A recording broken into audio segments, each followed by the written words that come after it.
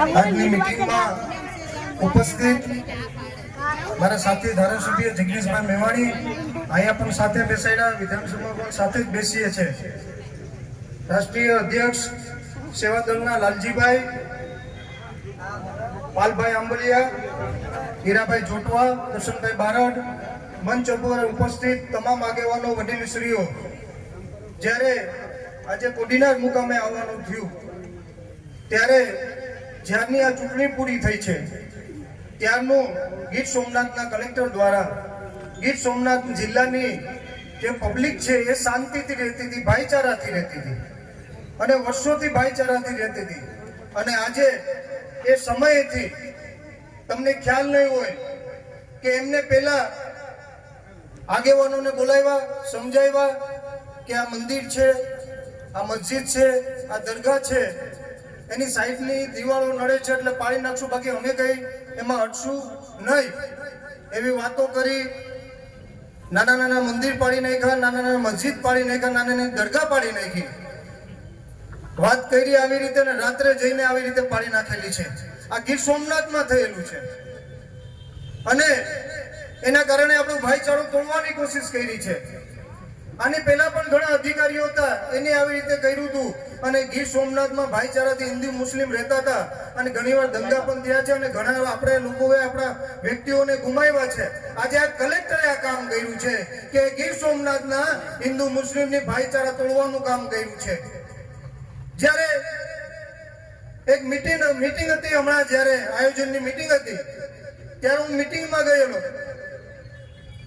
અને મીટિંગમાં પણ એમને વાત કરી કે તમે આ વરસાદની સિઝન ચાલે છે, આ વરસાદની સિઝન ચાલતી હોય ત્યારે માણસો મદદ કરતા હોય, કોઈ સંસ્થા હોય, રાજકીય માણસો હોય કે હોદ્દેદારો હોય કે ઓફિસરો હોય, એ માણસોને કાચા મકાનમાં રહેતા હોય તો તાલપત્રીની સહાય કરતા હોય. આપણે વર્ષોથી ફેસબુકમાં ને બધા જોતા છે, ન્યૂઝપેપરમાં ને, કે કોઈ નાનું પરિવાર, ગરીબ પરિવાર, એના બાળકો એમના ઘરના સાથે એ તાલપત્રી કાચા મકાન ઉપર પાથરી અને ત્યાં શાંતિથી રહી શકે, જેનાથી વરસાદની સિઝન નીકળી શકે.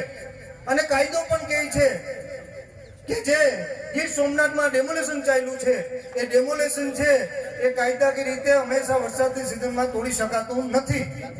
છતાં પણ ગીર સોમનાથના કલેક્ટર કોના ઈશારે કરે છે અને છેક ચૂંટણી લોકસભાની પૈતી છે ત્યારથી નાના નાના ગામો હોય, નાના નાના એરિયા હોય, એ તમામ જગ્યાએ નાના ગરીબ લોકોના મકાનો તોડી નાખ્યા, દુકાનો તોડી નાખી અને એમને બેઘર કરી દીધા છે.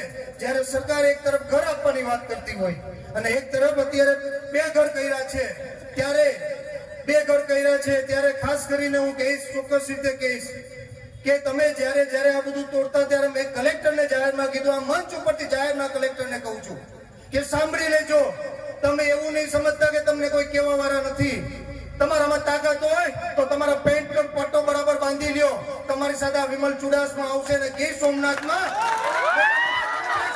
મોટા મોટા ટાવરો, મોટા મોટા હોટેલો અને જ્યાં જ્યાં ગીર સોમનાથ જિલ્લામાં એની મંજૂરી ન લીધી હોય, ક્યાંક ક્યાંક તો કોમ્પ્લેક્સો એવા બનેલા છે કે ત્યાં પાર્કિંગની સુવિધા હોવી જોઈએ, ત્યાં દુકાનો અને કરું.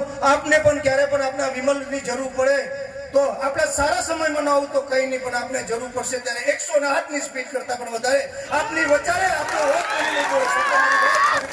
આપ સૌનો ખૂબ ખૂબ આભાર.